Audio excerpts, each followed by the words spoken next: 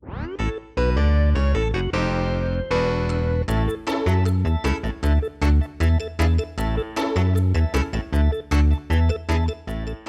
morning, good afternoon, or good evening. As you all hopefully know, I'm Hannah, and welcome to my graduation presentation. Today, I wanted to share with you all the journey I have taken over the last 100 days. When I started this graduation project, I knew two things. One, that I wanted to design something playful for children, and two, I wanted it to have something to do with food and eating. So after some research and reflection, I came to the problem and opportunity I wanted to tackle, which is childhood obesity. Here is a bit more information on the topic with regards to the context of my graduation. By the year 2040, Holland anticipates that 62% of the population will be overweight. In Amsterdam, currently 1 in 5 children are overweight. This adds up to almost 25,000 children, 2,000 of which are morbidly obese. Being overweight or obese can have serious consequences for your physical and psychosocial well-being. With the prevalence of obesity increasing, developing healthy behavior in the first years of life are becoming more critical, and parents play a crucial role in modeling these eating habits for their children. Currently, healthy weight programs are implemented across the country to tackle obesity. However, there is a lack of interventions that move beyond awareness and explore how products can support families in developing healthy food behavior together. When it comes to food, children prefer fat and salty foods, as it offers instant gratification and pleasure. This is a contributing factor to childhood obesity. What if children can experience the same gratification through playful interactions with food? Interactions that promote healthy food behavior while still providing the same pleasurable experience. In this graduation project, I wonder if by changing the source of gratification towards play, a healthy food relationship can begin to develop. As you saw in the video, the initial objective I outlined for this project was to develop a product experience that enables families with toddlers to develop healthy food and eating behavior by focusing on play. To achieve this goal, I outlined 4 phases I would move through. First, exploring the current context, then defining the future context, next, defining the new experience, and finally, validating this new experience. To begin my search into the current context, I found a fascinating article that discussed how food, play, and socialization are core activities in our daily life. How food sustains us, play helps us experience the world, and socialization acquaints us with the social norms that allows for social acceptance. But what I found more interesting is that when viewed together, these 3 pillars are often dismissed or may oppose one another.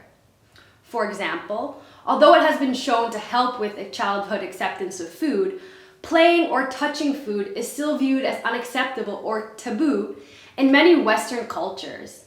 And this can be due to norms and beliefs as to where play is appropriate. These concepts of food, play, and socialization served as a starting point for my literature review, where I began to dive into the topics of behavior change, the how and what of food, play for play's sake, and the parent-child relationship. While this literature review gave me so many insights, I still felt I lacked a more personal understanding of the conflicts, beliefs, concerns, and the parental relationship within the home food context. Therefore, I decided to do qualitative studies and interview domain experts as well as parents with children. In this study, I wanted to gain an external point of view of parenting in the home food context, so I interviewed 3 experts.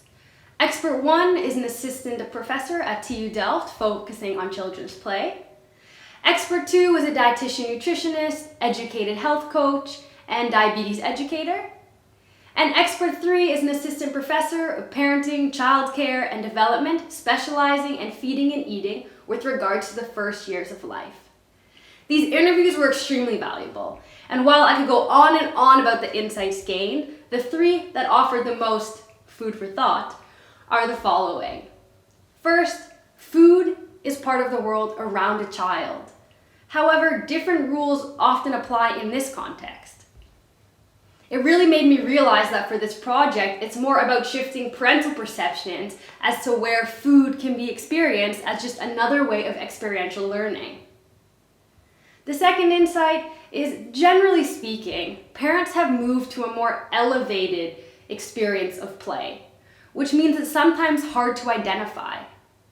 Also, adults often have different expectations for their behavior with regards to the behavior of their children, especially with food.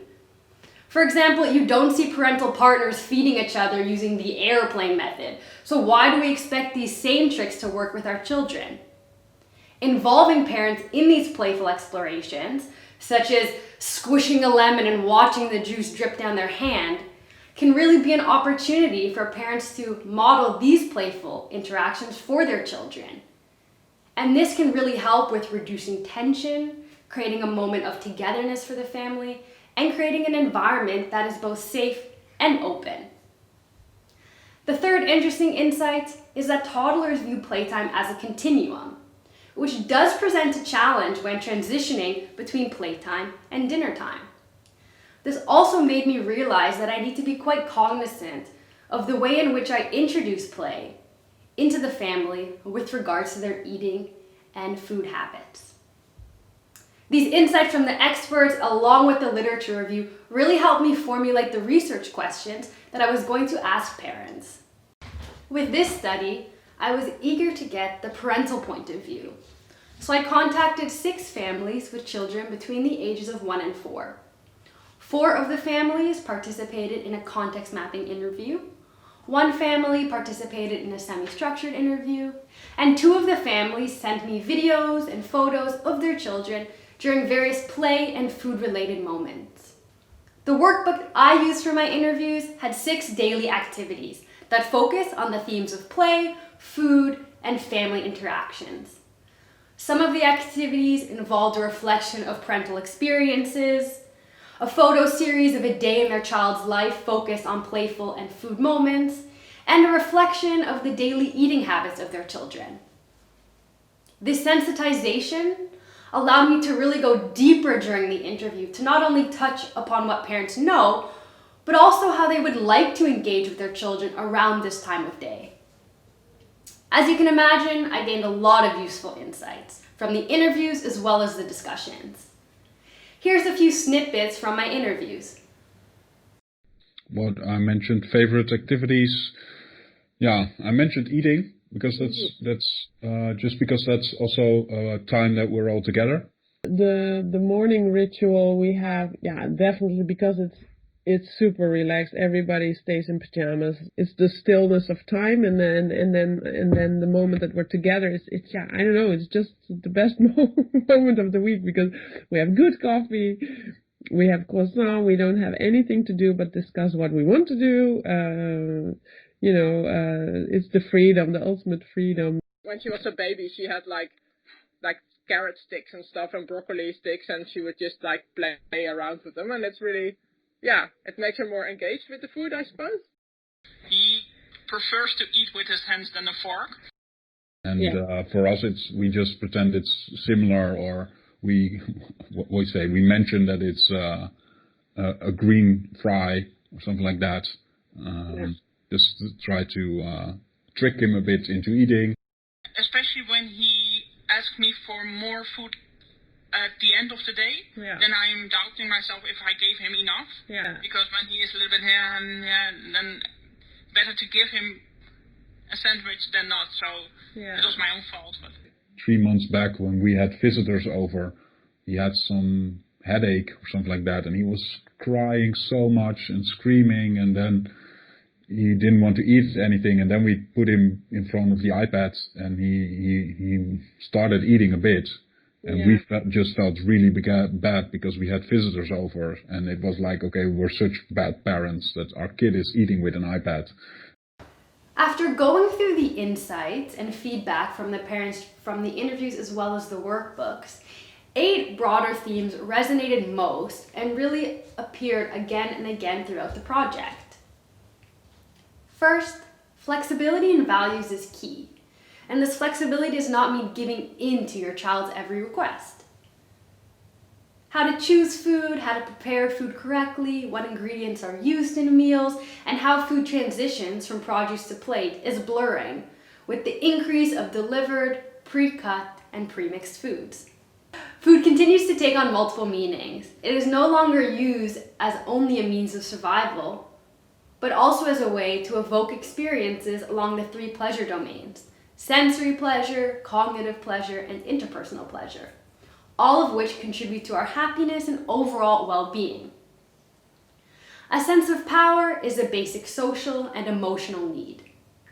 As toddlers develop a sense of self separate from their parents, they begin to exert more control and autonomy over their behavior.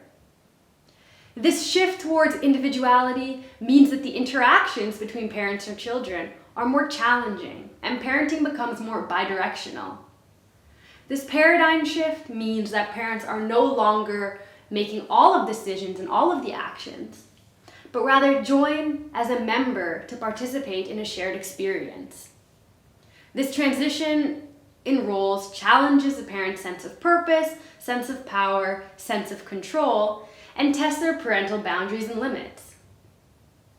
The increasing diversification of families is making our current view of the traditional household extremely outdated.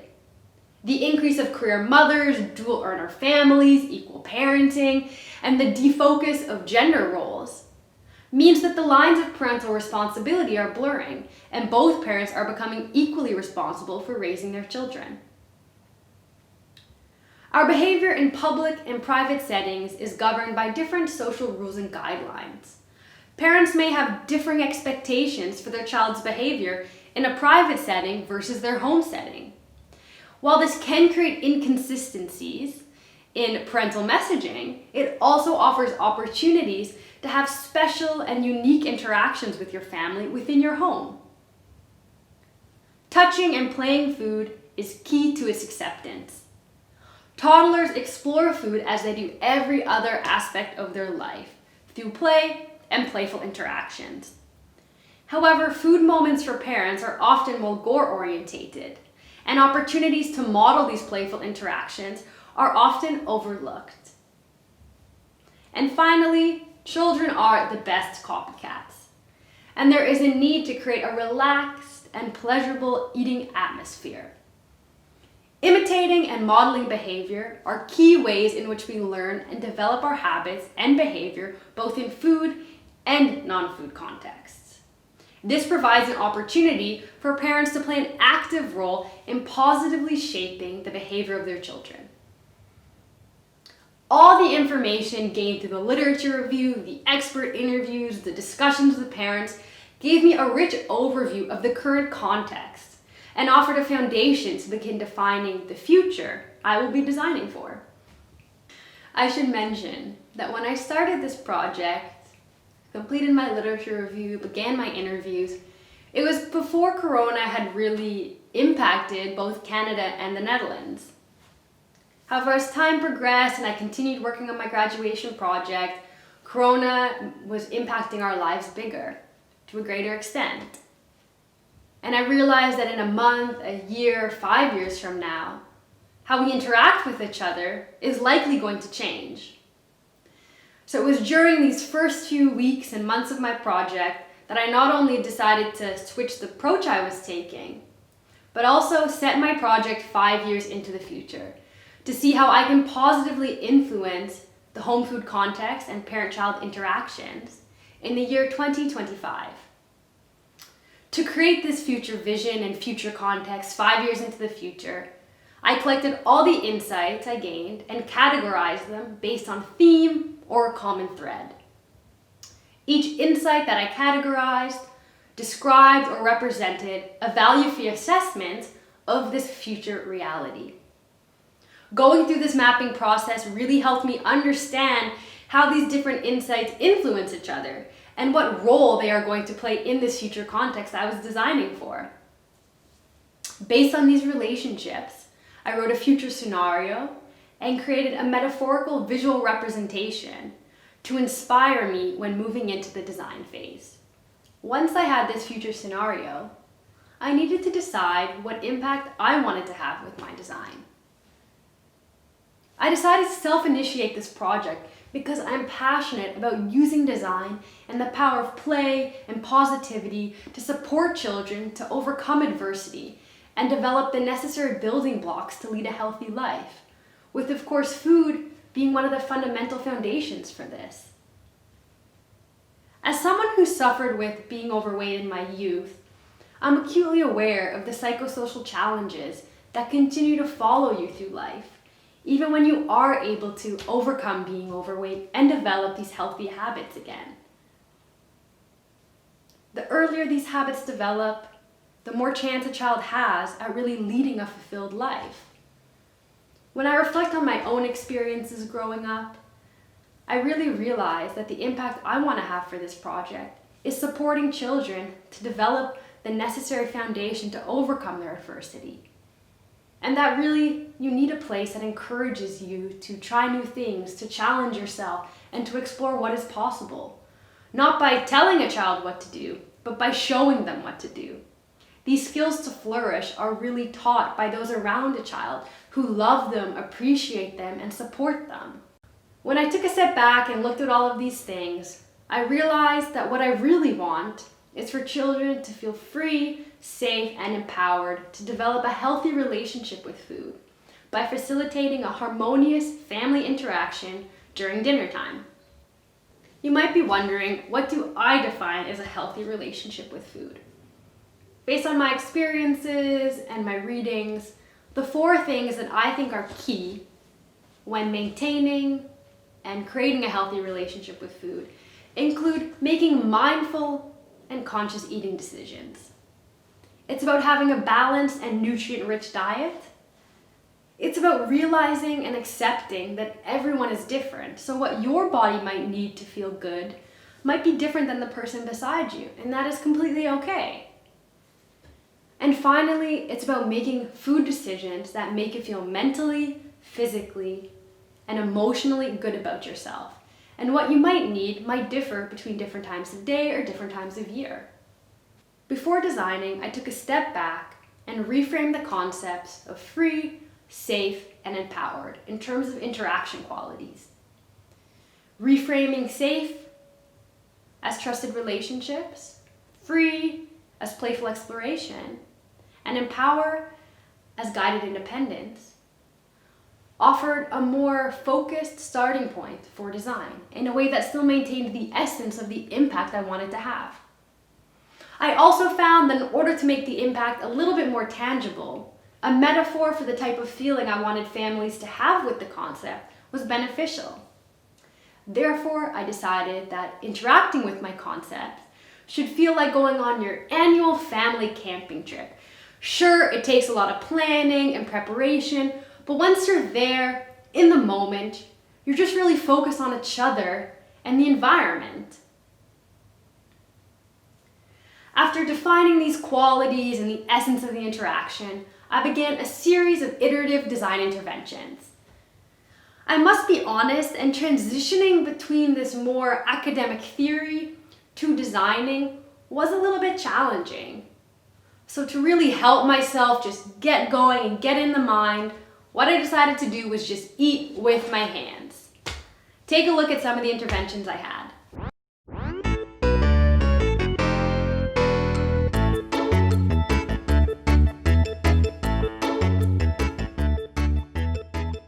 Once I began designing, I reflected on the product qualities, my future scenario, and the elements that contribute to a healthy relationship with food. This iterative journey involved approximately 13 different iterations, all of which were self-tested or tested with other families. After each intervention, I reflected on and used the insights for future interventions.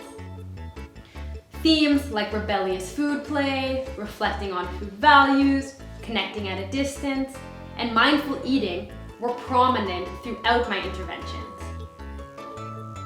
While I have pages and pages of insights, the few that really stood out, and that came back in my final concept, is that presenting food in a communal way leads to a greater sense of relatedness and family cohesion. Everyone has equal autonomy and control over their food portions and pairings. There is a lack of superiority, and everyone engages in the same activity in the same way. The pressure felt to finish the food served to you is also removed. I also found that the crockery and cutlery placed on the table plays a critical role in guiding the dinner by hinting at what type of interaction is allowed or intended. Mindful eating can be stimulated by removing plates and visual portion sizes, as less emphasis is placed on the quantity of food on your plate, but rather on how nourished you feel while eating. Eating with your hands allows for more control, discovery, and exploration as to the pairing of food elements. This also promotes the opportunity to reflect, either consciously or subconsciously, as to which foods are enjoyed most. This can further be stimulated when mixing foods at different textures, colors, and temperatures. And finally, eating with more sensorial stimulation creates a greater sense of awareness, intimacy, and nourishment as you are more immersed in the meal and experience. The two primary things that surprised me most during this project, and especially with the testing, was how apprehensive people are to actually eat with their hands. But once they do it and experience it, they become quite positive about the experience and they realize it does make them reflect. And secondly, triggering people to reflect on their food values, either through conversation or through an experience, can really prompt a shift of their current behavior towards one that is healthier and more mindful. This iterative journey led me to my final concept called Happi, Hanily, a product experience for the whole family that promotes playful exploration, guided independence, and trusted relationships. While designing the final concept, I really had to balance how far I could push families out of their comfort zone while still having a positive outcome. This project also made me realize I'm quite a silly designer, and this final product really speaks to who I am as a designer and what I want to offer with my designs. So without further ado, here is the Happi Hanily.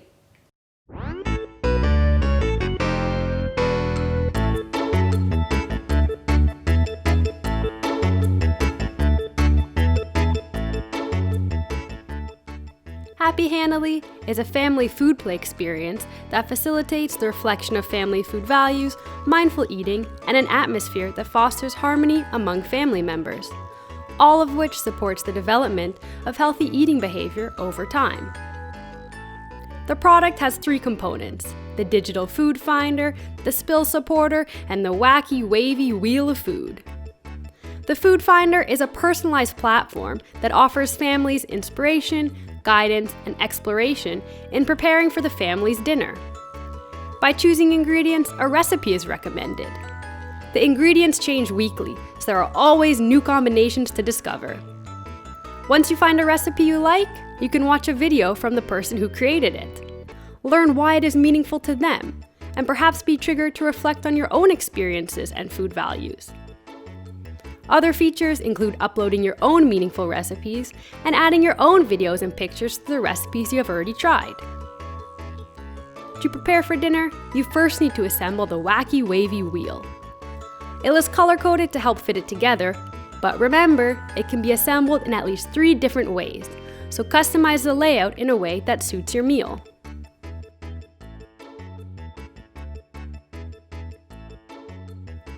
To encourage exploration, the messy supporters are included. Each napkin is embroidered with the name of a family member. This increases the feelings of belonging, individuality, and importance. Mindfulness is a key component of the Happi Hanily experience. Not only being mindful of your own satiety and eating experience, but also to those of your family members. The food being separated stimulates exploration as to how to pair and select your food choices throughout the meal. Having more autonomy over food choices removes the pressure to finish what you are served, and everyone is able to control what and the quantity of food they eat. Eating with your hands also slows the speed of consumption, which helps with digestion and the feeling of fullness. The Happy Hanily is a product experience that supports playful exploration, trusted relationships, and guided independence. Eet smakelijk! Happy hands, happy family, happy Hannah. The Happy Hanily. The final phase of the project, and perhaps the most terrifying for me, was to evaluate and validate whether the concept achieves its aim in a real family setting. When determining the scope and objective of the evaluation, I referenced back to my design statement and my interaction qualities. Due to the time restraint of the project, measuring and evaluating whether a child develops a healthy relationship with food was a little bit out of scope.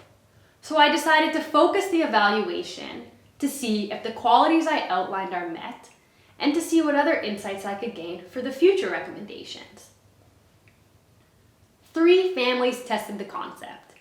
2 families have a child of 4-year-old, and the 3rd family was used for the concept video, and as you saw, had children 4, 6, and 7. Each family was asked to use a prototype of the wacky wavy wheel during dinner, to fill in a questionnaire, and have a short interview following their experience. Much to my surprise, the testing was quite positive. I found that the most prominent playful qualities of the experience include discovery, exploration, fellowship, humor, nurture, and relaxation. The wacky wavy wheel was the largest contributor to the playful enjoyment, especially for the children. This was predominantly because the experience was novel, the dish is able to spin, and everyone was given autonomy over their food choices. I also found the participants were more open and less strict during dinner, even joining their children in the play in some instances. One participant even said to me, "This was really fun. My daughter liked to spin the thing around, then I had to spin it and she ate whatever landed in front of her. It was quite amusing and fun to do." In the 3 testing situations, the children took a leading role in controlling the wacky wavy wheel and choosing what they wanted to eat. Although the participants felt the puzzle was a little bit challenging to put together, it was still engaging and included the entire family. The participants expressed that the concept was intuitive and that they gave their children more independence and autonomy during this meal than they usually do. All the participants offered their children the opportunity to take the leading role. All participants were unaware of how much their child ate and just let them finish when they were full. They were not strict over also what they had to eat, for example, a certain amount of vegetables versus protein. Participant 3 specifically mentioned that she usually likes to keep an eye on the portion sizes and how much her children eat. She was surprised that she enjoyed the experience so much, considering she didn't really have a frame of reference for this. This experience made her reflect on this about herself, and she said this is something she's going to work on in the future. Participant 1 mentioned that the food finder would also be an opportunity for her daughter to learn and become familiar with how food looks before preparing it and how it looks after it's been transformed onto the plate. Finally, all the participants mentioned in one form or another that they felt that this meal was more of a family time rather than just another meal. Participant 1 even mentioned that her daughter, rather than following her regular routine of watching TV or playing on the iPad after dinner, sat with her mom and drew for the rest of the evening. This really surprised the mother, but it also made her feel like they were doing an activity together rather than doing 2 different things in the evening. The participants indicated that they felt excited, cheerful, and relaxed during and immediately following the experience. It was really nice to hear that participant 1 said that it was way more fun than she had expected. It made dinner really easy because she didn't have to tell her daughter to keep her knees under the table, and instead they could really talk about their days. All the participants felt that this is something that they would like to experience again and consider adding it as a family ritual. Of course, designs can always be improved, but based on the feedback, I feel quite confident that the Happy Hanily can really enable families to develop a positive eating behavior while also increasing their sense of family cohesion and sense of family identity. I would like to urge every one of you watching this presentation to just give it a try. Tonight, eat with your hands. It may feel strange, you might feel silly, but you also might just surprise yourself. And everything I've been sharing throughout this presentation might make a little bit more sense. And you'll see why I think the Happy Hanily is so important. Before I wrap up my presentation, I'd like to take a quick moment to thank everyone who has supported me along this wild journey that is graduation. A big thank you to all of my participants for sharing your stories with me, opening up your homes, and at times, eating with your hands. Finally, the audience. Thank you for coming and listening to my graduation presentation. I anxiously await your thoughts and questions. This project presentation really brushed through all the work I've done over the last few months. If you're interested in my methodology or have additional inquiries as to the approach I took, please feel free to connect with me and I would be happy to share my report. Remember, happy hands, happy family, a happy Hannah. Thanks and have a great day.